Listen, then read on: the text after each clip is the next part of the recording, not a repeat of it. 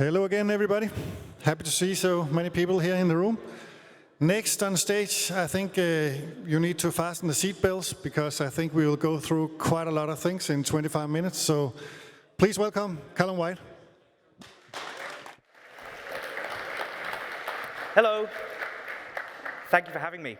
Did you know that you can create templates with Ruby and Python in Umbraco? Or that with a secret Konami code, you unlock special alcohol-themed welcome messages for the back office? I'm not joking. It's Whiskey Wednesday today. Well, I'm slightly lying. These aren't possible anymore. These were sadly killed with Umbraco 8. But today, I'm going to try and show you 10 Umbraco features that you completely forgot about, or that maybe you didn't know existed. I'm Callum. That is a very old picture of me. I'm Umbraco MVP, a Microsoft MVP. I'm the chief bumpster at Bump Digital.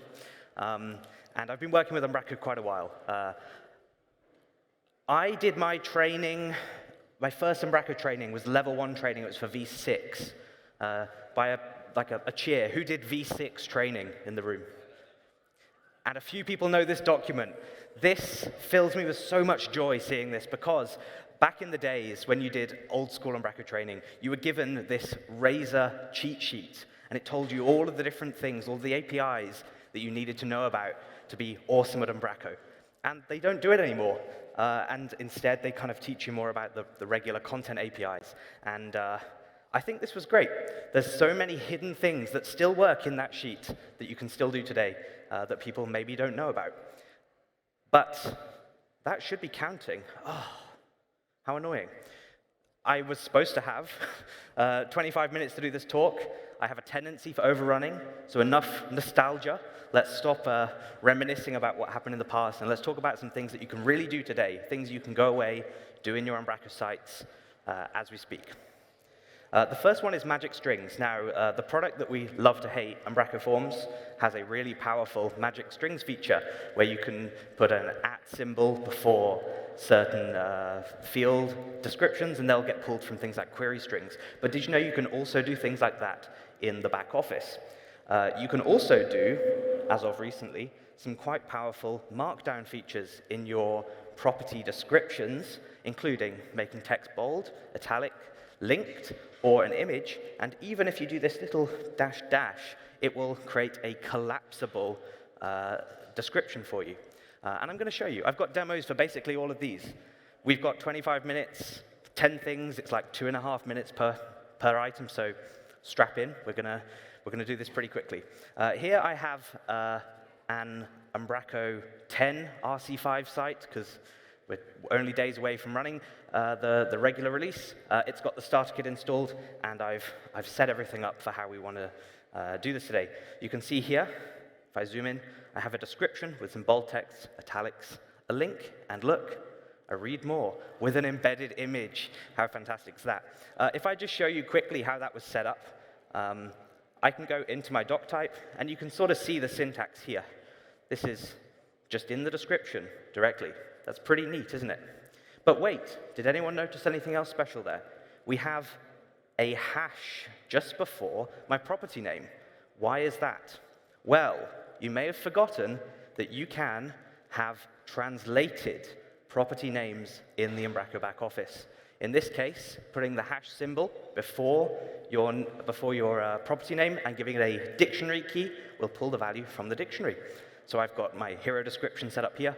You can see if I just change that to hero description and hit save, I will see that in my content now, hero description. If I go back to the translation section, let's set this for Spanish, hola. And I'm going to change my language in the back office and hope that I can get back. Seems we don't even have oh, we do, it's there. Click save, go back to the content, and hola. Fantastic, translated. This is really powerful if you've got multiple different editors all over the world using your CMS. You can do this for the dictionary too, so I'll just very quickly show you that. If I, it's all in Spanish now, okay. If I just copy and paste that markdown that I had there, and I put, say, hero as my description for my property, and I go to translation, create an item called hero, and I paste the content that I had in there before. I'm just going to put test in there now. Go back to the content. You can see it still works, still does all the collapsing features. I've still got that amazing GIF, and changing it back, it should be perfectly translated into English. It is fantastic. I'm glad a demo's worked today. Another thing, it's been talked about a bit today, but I think this is one of the most underused, underloved APIs in all of Umbraco. It's really, really powerful. This is the Relations API, a way of saying this item of content relates to this item of content, or in fact, anything. You can relate anything to anything. The database tables literally just store a reference and a reference alongside a name. There we go. It's not autoplaying. Lovely. This is a demo of a feature that was talked about this morning, which is the reference tracking. I'm trying to add an item to my meganav package here. I'm adding the contact page to that picker, and then whenever I now try and delete the contact page, it's going to say, hey, you probably shouldn't do that. This is really cool, and as Philip said this morning, this has been around a while. It existed in a package that Dave made called Nexu. Really cool. This isn't a new feature, though. This isn't a V9 feature, in fact, as Philip said. This has been there since 8.6 in Umbraco. It's only just now surfaced in the UI. You've been able to track relations between different items of content for a very, very long time. And I'm going to quickly show you how we do that. So I have a VS Code solution here. Hopefully people can see that nicely enough. And I have tracking, and I have created a product reference factory. This is what is responsible for effectively creating and automatically linking those two things that I picked together. This is something that a lot of packages do, but you can do it in your own websites as well. By implementing this, it automatically, in the background, creates a relation between that item of content and the item that was picked, with only a couple of lines of code here. But the Relations API is even more powerful, and I think it's something, as I said, is massively underutilized. Another example of this is actually manually applying relations yourself. In this case, I'm trying to associate a list of products with their product ID field, which is just, say, a text string or an input, where you'll input an ID, and then I'm going to relate that to the node ID in Umbraco. When I then want to go and find all of the product nodes by their node ID, I can call the relations service with that product ID and get my nodes back. That's really powerful. Hopefully, as you can see here, if I need to zoom in a bit more, I will. And I'll collapse that as well. So it's the case of I'm here in an event handler using the relations service to go and get my product's relation type that I've created. I'm checking to see if the item being saved has a product ID field that has changed, and if it has, I'm adding that into the relations service to then say, relate these items. When I then want to query to see if an item is related, I can do relations, and then you can say get by child ID, get by parent ID. So in this case, get by parent would be the product ID. So it's a case of passing product ID into there, and I would get back a list of relations, all of the product ID nodes, node IDs, basically. Really, really powerful. If you are going to do this, make sure you cache the result. It is not cached. It does a direct database hit, so just be a bit wary of that.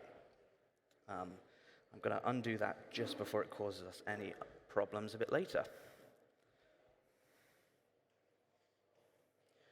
OK, storing settings. This is one that I guarantee very few of you have actually done or used. For people that have used the back office on V9, you'll notice that there's a packages section there with a list of installed packages. And you can see the various things that have been installed that have said, hey, I'm a package that wants to show up in the back office. In V10, all packages that have a name in their package manifest will show in the back office. That's pretty sweet. But did you know that you could include configuration and settings alongside those packages too?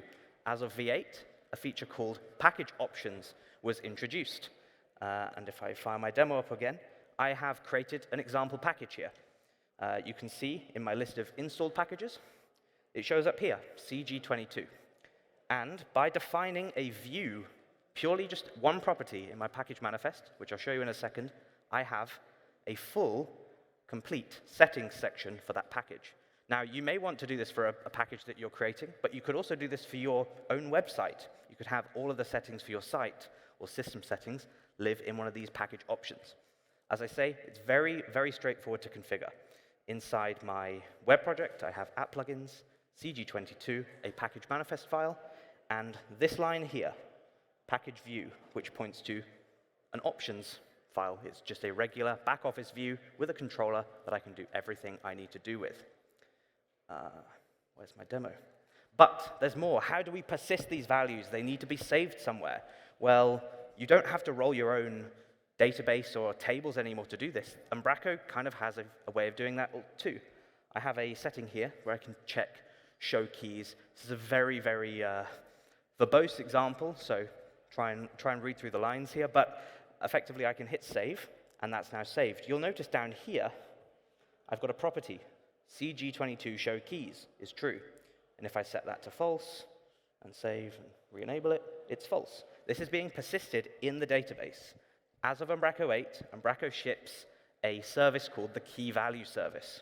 It's a direct to the database way of storing relations, keys, and values. They use it primarily for the migration system, but you can use this for anything. It's a publicly available service. You can plug this into your site. You can retrieve any value you want from there and save any value you want in there. I'll quickly show you, again, a very verbose example of some code that actually writes to this. So that back office package section is using a custom controller, this key value controller. I'm injecting my key value service, and then I'm able to get a list of all of the different keys that exist in that service by calling key value service find by key prefix. I'm not giving a prefix, but you could put your package name in there. So in my case, CG22 would be the prefix, and it would then find all the keys that start with that value. And then when it comes to saving, you can do key value service save value. There's also get value if you want to get a specific value. We've used this in a couple of places where we need to securely store keys in the database, don't want them in configuration. This is a really, really nice way of doing it. Again, if you're going to use this in any public front-end requests, you need to cache the hell out of it. It's talking straight to the database. But a really powerful API that saves you a lot of time in Umbraco. Treeless sections. So this is a cool one, and it's an undocumented feature, but it's used actively in the core. If you think about it, every tree in the CMS, every section in the CMS has a tree down the left-hand side. Content has a list of your content items. Media has a list of your media tree. Settings has all of your settings. But if you go to, say, the users section, or perhaps the packages section, there's no tree. How is that possible? Well, this is actually a combination of sections and a dashboard. This is a dashboard being rendered in a section without any trees. So these are effectively full-screen experiences, ways to show off any content. As I say, users is the same. Maybe users is not the same anymore. It was the same. I've created a quick example of this as a way of, say, watching Umbraco directly in the back office, for those that want to do that. I couldn't pass up on the chance to rickroll an audience of a few hundred people, but it's a good example of a way of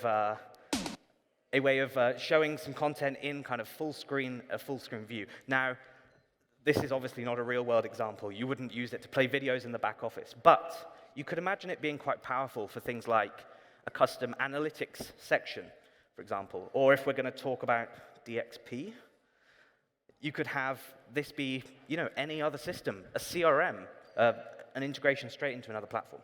So really, really powerful. Here's how we configure it. You can create a section. You have to create this section in C#. You have to register this as a class. So it's an I section that you implement. You give it a name and an alias, and then you would specify in your composer that, hey, register this section, please.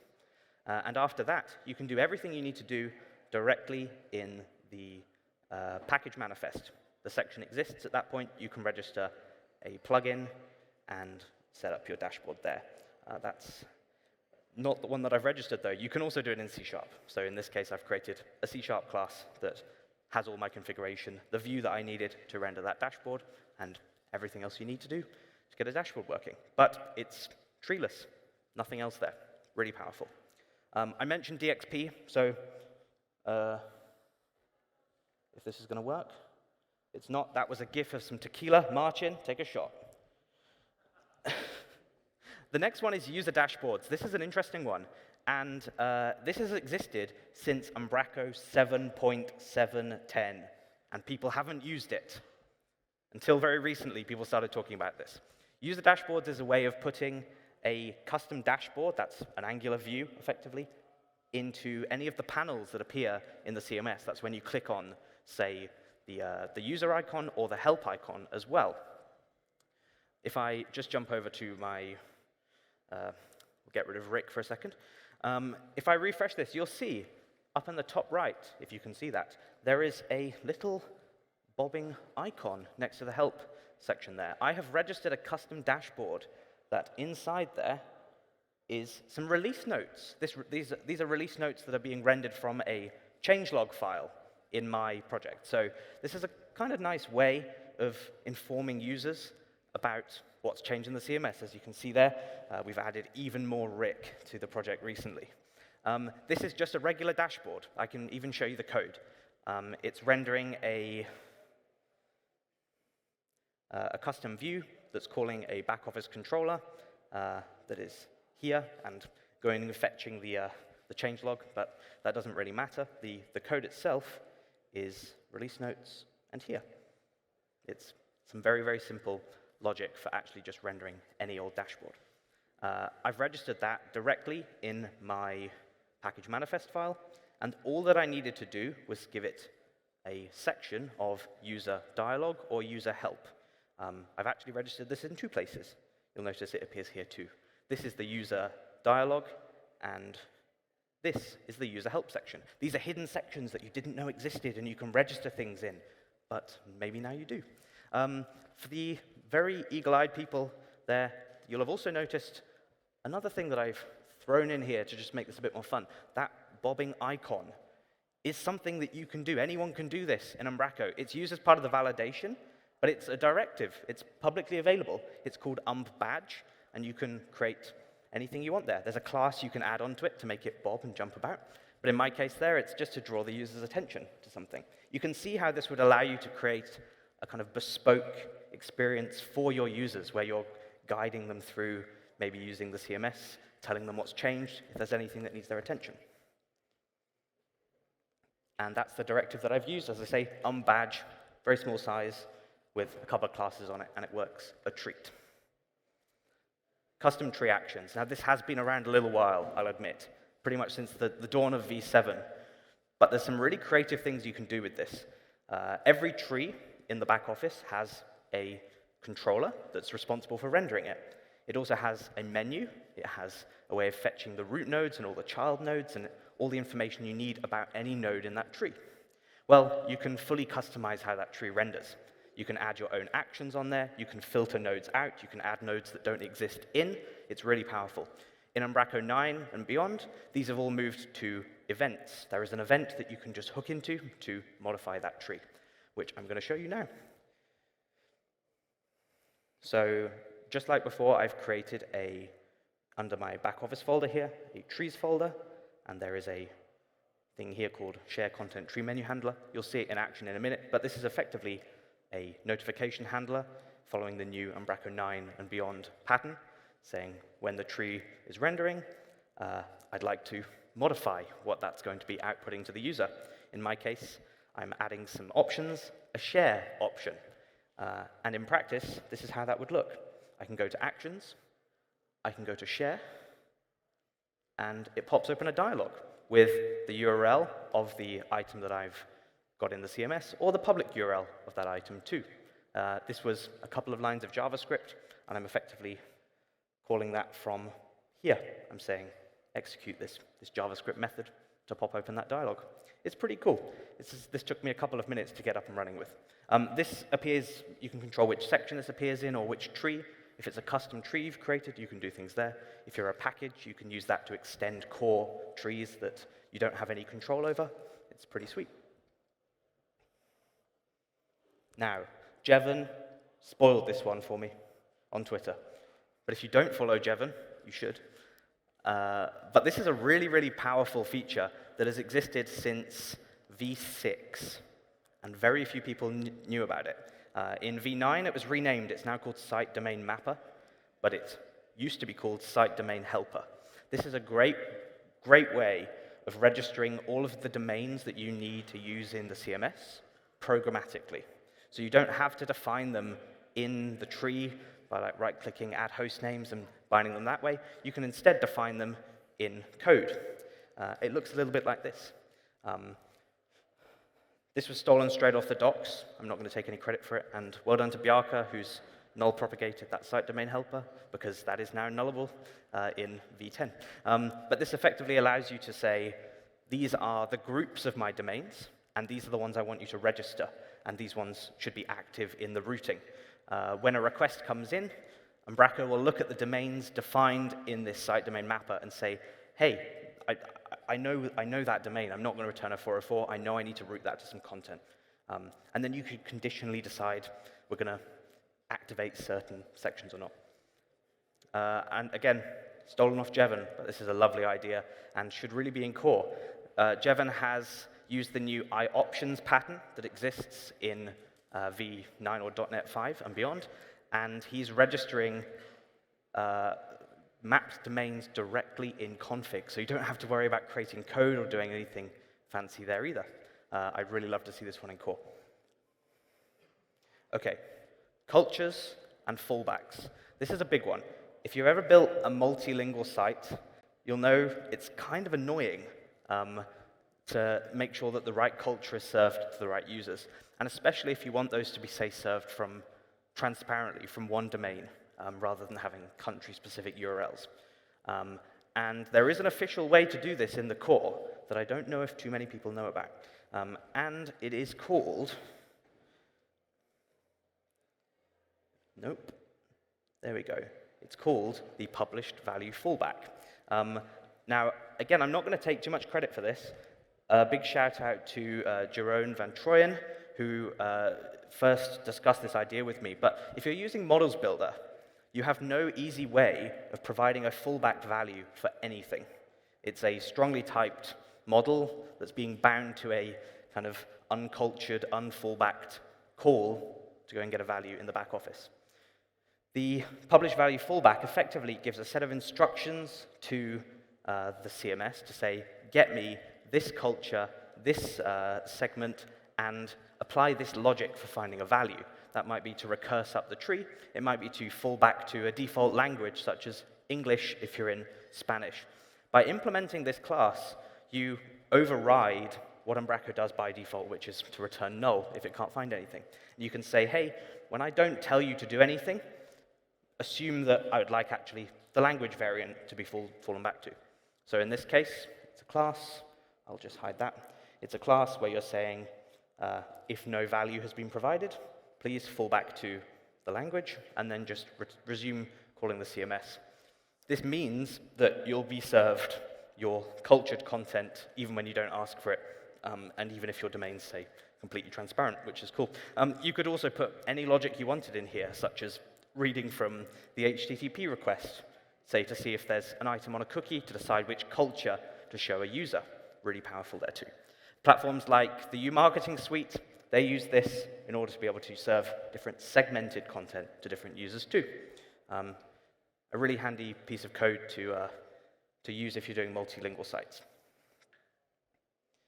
And finally, this is one that not many people know about. It's existed since Umbraco 8.1, and it's one of my favorite features of all time. I guarantee that almost every person in this room has at some point had to rewrite URLs on their way out of Umbraco to put a CDN URL in front of them, or to make that URL go to somewhere else for performance reasons. And you end up with really ugly code, sometimes very inefficient and leaky code that calls app settings all the time and doesn't really do this very efficiently. It does it on every request. Well, Umbraco has a class you can implement called a media URL provider. That allows you to modify the URL of any media item on its way out of Umbraco. And the best bit is, it's stored in the cache. So it happens once. The first time it's requested, it will generate that URL, store it in the cache, and then you're away. So I'm going to give you a quick demo of this one. You can see on the front end of my site here that I have an image. I'm going to open the DevTools up, and I'm going to zoom those in just so we can see those a bit better. If I inspect that there, you can see the URL, hopefully, is just /media/ the path of the media file. And this means that it's being served completely locally. This is the default behavior of the Umbraco media file, the media URL provider. Well, you can override it, as I say. So I have created a class that extends the default media URL provider. And for the purpose of this demo, I'm going to append the CDN URL to the start of every one of those. This is, again, a very crude demo. You'd do this a bit more properly if you were if you didn't want it to be so simple. But then you can override the getMediaURL method. You can say, go find the actual URL from the CMS. But then I would like to modify that to be how I want it to. I haven't enabled this yet, so I have to do that in my composer. You can just comment that line, uncomment that line. I'm having to restart the application there as a quick aside. I don't have that much time, but as a quick aside, because Umbraco rebuilds the cache on restart. If you're doing .NET Watch, it doesn't rebuild the cache, and therefore those items that were previously there are still cached. However, hopefully, if the demo gods are on our side, we refresh, and this URL should have our CDN URL prepended to the front. It does not. That's a disaster, but it should. It's going to be a cache thing, trust me. It's a really valuable and powerful feature that you can use, as I say, to avoid that inefficient URL rewriting logic. It's a proper way of doing it. I have, by my calculation, 2 minutes, so I'm going to chuck some quick fire ones in there for you, because I can't help myself to give you more than 10 items.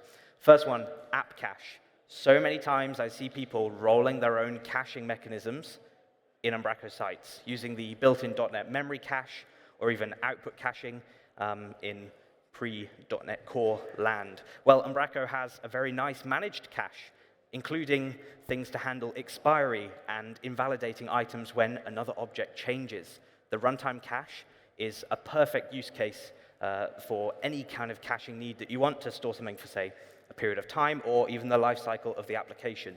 Use it. Don't build your own cache. Equally, the request cache is really, really handy. If you need to store things that maybe you're doing a bit of work multiple times per request, and you'd rather only do it once, store it in the request cache. That lives for the lifetime of a request, but dies after that, so it's just going to avoid you doing loads of work multiple times. And shout out to Soren, who I can see here. This is used in doctype grid editor, for example, to avoid, if you're rendering the same grid multiple times on a page, to avoid the grid being re-rendered 3 or 4 times. Another one, service locator. This is a sin in software development, and I can see Lars smiling at me. It shouldn't be used. You don't need it until you do need it. There's sometimes you do need this. Umbraco uses it in the core. This is a way of saying, I cannot use dependency injection in this context. It would either result in giving changing the constructor, for example, which would be a breaking change, or potentially you're in a static context, like an extension method, where you can't pass things in, and you need to be able to get at the service locator. Well, as of Umbraco 9.0.1, this is public and available to use. It was previously internal. This would be the equivalent in v9 and 10 of using current.factory get instance of T. This allows you to get any instance out of the DI container in any context, including a static context. Use it sparingly, please. And finally, again, shout out to Soren for this one, actually. Custom icons. You can do custom icons really nicely in the back office now. You can create a file in the app plugins folder, back office, icons, drop a bunch of SVGs in there. It will pick up the name of that SVG, register those as icons, and then they're available in your tree of icons to pick. And so you can have nice friendly or client-specific icons if you need. One final one. Mini Profiler. I think people know about this. It used to be explained a lot in the training. I don't think it is anymore, but it's a really, really powerful tool that you can use directly inside your application. You put a query string onto your page, and a little profiler breakdown will come up and tell you everything that's going on your page. If you have performance issues on your site, this is a must. This is the first thing to do. So debug equals true on the URL will give you a profiling waterfall of everything going on. And I'm completely out of time. Thank you very much for listening. I'm Callum. I'm on Twitter, and I'll be around all week.